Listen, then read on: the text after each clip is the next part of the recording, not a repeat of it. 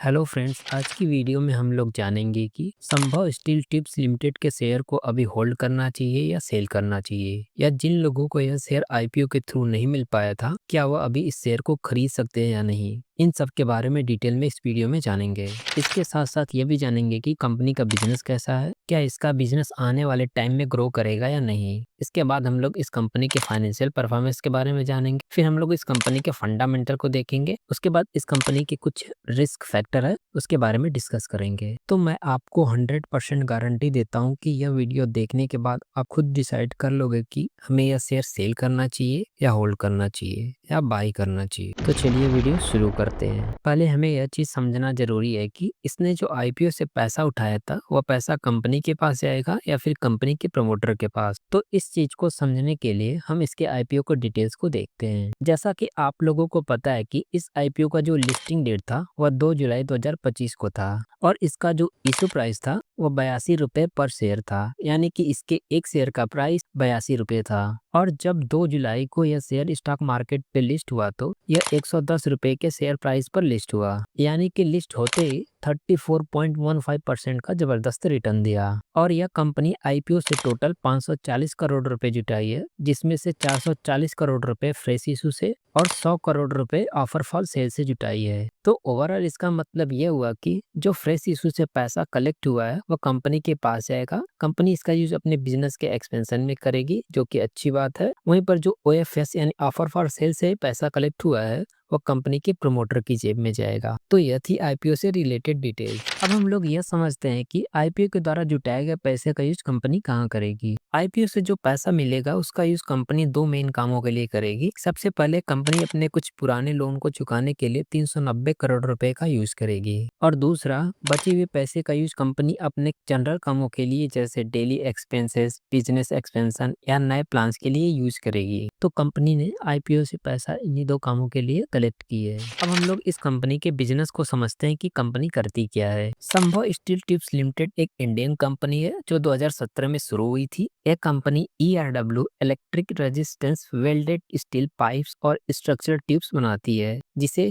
होलो section भी कहा जाता है। यह पाइप्स और ट्यूब्स मिलनी कंस्ट्रक्शन, इंफ्रास्ट्रक्चर प्रोजेक्ट और इंडस्ट्रियल पर्पज के लिए यूज होता है, जैसे बिल्डिंग बनाने में, ब्रिजेस, फैक्ट्रीज और मशीनरी के पार्ट में। और इस कंपनी का मैन्युफैक्चरिंग प्लांट छत्तीसगढ़ के रायपुर जिले के सरोरा गांव में है, जो टिल्डा तहसील में आता है। छत्तीसगढ़ एक मिनरल रिच स्टेट है जहां स्टील बनाने के लिए इंपॉर्टेंट रॉ मटेरियल आसानी से मिलते हैं, इसलिए यह लोकेशन कंपनी के बिजनेस के लिए बेनिफिशियल है। और इस कंपनी को आयरन ओर यानी स्टील बनाने का जो मेन रॉ मटेरियल होता है वह नवरत्न पीएसयू माइनिंग कंपनी के माइन से मिलता है। और वहीं पर कोल जो मैन्युफैक्चरिंग प्रोसेस में फ्यूल के रूप में यूज होता है वह एक महारत्ना पीएसयू कंपनी से लिया जाता है। यह कोल इनकी एक टॉप लेवल सब्सिडरी कंपनी से आता है जो एशिया के सबसे बड़े कोल माइंस चलाती है। सबसे इम्पोर्टेंट बात यह है कि यह कोल माइंस संभव स्टील के प्लांट से सिर्फ 250 किलोमीटर दूर है, जो छत्तीसगढ़ के सरोरा एरिया में है। इसका फायदा यह है कि कंपनी को रॉ मटेरियल बहुत जल्दी और कम खर्चों में मिल जाता है। और 31 मार्च 2024 तक संभव स्टील ट्यूब्स लिमिटेड का डिस्ट्रीब्यूशन नेटवर्क इंडिया के कई हिस्सों में फैला हुआ था।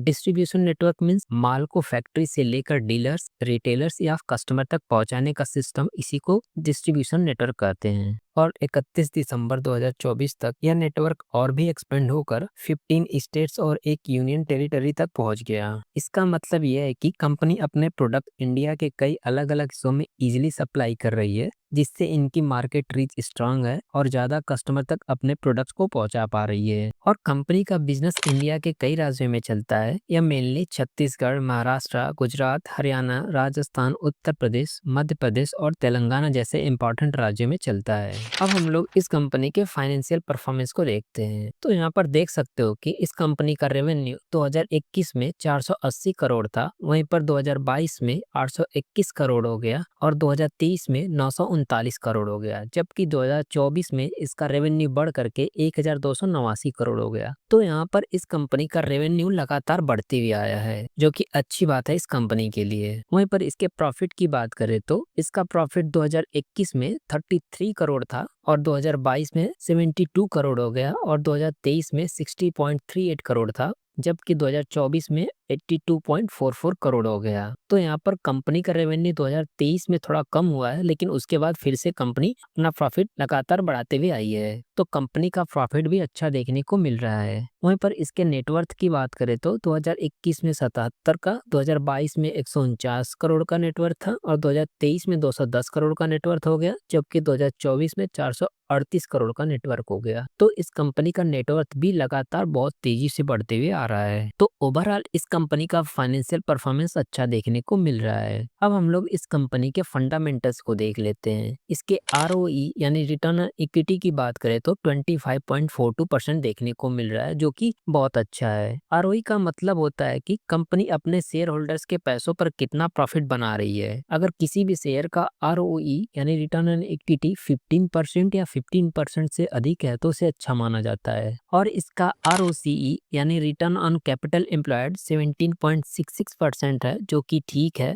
ROCE का मतलब होता है कि कंपनी अपने शेयर होल्डर्स के पैसों प्लस कंपनी के पास जो लोन या डेब्ट से पैसा आया है, इन दोनों पैसों को मिला करके जितना भी टोटल अमाउंट होगा उस पर जो प्रॉफिट बन रही है उसी को ROCE कहते हैं। अगर किसी भी कंपनी का ROCE 15% या 15% से अधिक है तो उसे अच्छा माना जाता है। वहीं पर इसका डेब्ट टू इक्विटी रेशियो 0.80 है, जो कि 1 से कम है, यानी कि इस कंपनी के ऊपर ज्यादा कर्ज नहीं है। अगर यही डेब्ट टू इक्विटी रेशियो 1 से अधिक रहता तो इसका मतलब इस कंपनी के ऊपर ज्यादा कर्ज है, तब इस कंपनी को दिक्कत हो सकती थी। और इसके रिटर्न ऑन नेटवर्थ की बात करें तो इसका रिटर्न ऑन नेटवर्थ 25.42% है, जो कि ठीक है। अगर किसी भी कंपनी का रिटर्न ऑन नेटवर्थ 15% से 20% है तो उसे अच्छा माना जाता है, और वहीं पर अगर 20% या 20% से अधिक है तो उसे बहुत अच्छा माना जाता है। और इसका पैट मार्जिन 6.41% है, जो कि ठीक है। मैन्युफैक्चरिंग एंड इंडस्ट्री सेक्टर की कंपनियों का जो पैट मार्जिन होना चाहिए, अगर वह 15 से 12% है या उससे अधिक है तो उसे अच्छा माना जाता है। और इसका EBITDA मार्जिन 12.43% है, जो कि ठीक है। वहीं पर इसका EPS यानी अर्निंग पर शेयर IPO से पहले 3.42 था,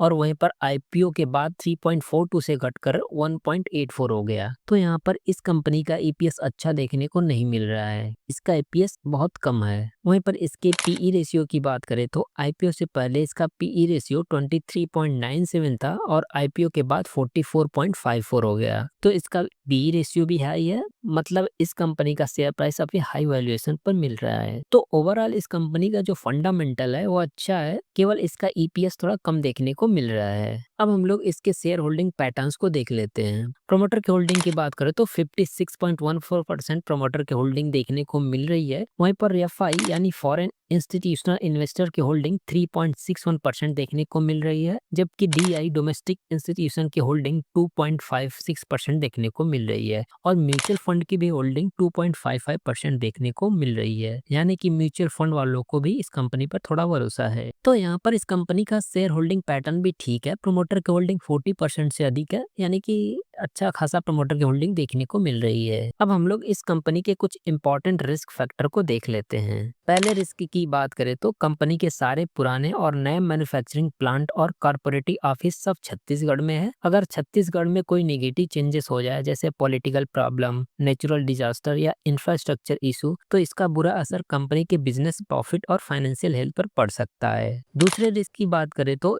स्टील इंडस्ट्री अपने नेचर में साइक्लिकल होती है, मतलब इसमें डिमांड और प्राइस टाइम के साथ कभी बढ़ता है तो कभी गिरता है। जब डिमांड कम होती है या दाम गिर जाता है तो कंपनी की सेल्स और प्रॉफिट दोनों पर बुरा असर पड़ सकता है। इसका मतलब यह है कि स्टील बिजनेस हमेशा स्टेबल नहीं रहता, कभी अच्छा चलेगा तो कभी स्लो भी हो सकता है। और तीसरा रिस्क फैक्टर यह है कि जिस सेक्टर में कंपनी काम कर रही है, यानी स्टील इंडस्ट्री में कंपटीशन थोड़ा अधिक है। तो यह था इस कंपनी के कुछ मेन रिस्क फैक्टर। अब हम लोग यह समझते हैं कि क्या इस शेयर को अभी होल्ड करें या सेल करें, और जिन लोगों को यह शेयर IPO के थ्रू नहीं मिल पाया था, क्या उनको अभी बाई करना चाहिए या नहीं। कंपनी का शेयर प्राइस लिस्टिंग के बाद थोड़ा गिरता हुआ नजर आया है। यह गिरावट प्रॉफिट बुकिंग की वजह से है। यानी कि जिन लोगों को लिस्टिंग के बाद प्रॉफिट मिल रहा था वो अपने शेयर को सेल करके प्रॉफिट बुक कर रहे हैं। लेकिन अगर देखो तो कंपनी का फाइनेंशियल परफॉर्मेंस यानी रेवेन्यू और प्रॉफिट अच्छा है और यह कंपनी अपना कर्ज यानी डेब्ट कम कर रही है। इसके साथ साथ कंपनी अपनी कैपेसिटी भी बढ़ा रही है जो लॉन्ग टर्म में फायदेमंद हो सकता है। इसलिए अगर आप लॉन्ग टर्म इन्वेस्ट करना चाहते हो तो शेयर को होल्ड करना अच्छा रहेगा। लेकिन अगर आप शॉर्ट टर्म प्रॉफिट के लिए इन्वेस्ट किए थे तो यह सही समय है कि आप इसके शेयर को बेच करके प्रॉफिट बुक कर लो। लेकिन अगर आप थोड़ा और रिस्क ले सकते हो तो इसके पूरे शेयर ना बेच करके आधा शेयर बेचकर प्रॉफिट बुक करो और आधे शेयर को होल्ड करके रख सकते हो। जब इसका शेयर प्राइस और ऊपर चला जाएगा तब वहां पर बेच करके प्रॉफिट बुक कर सकते हो। और अगर आपको यह शेयर आईपीओ के थ्रू नहीं मिल पाया था और आप सोच रहे हो कि अभी इसे बाई करें या नहीं,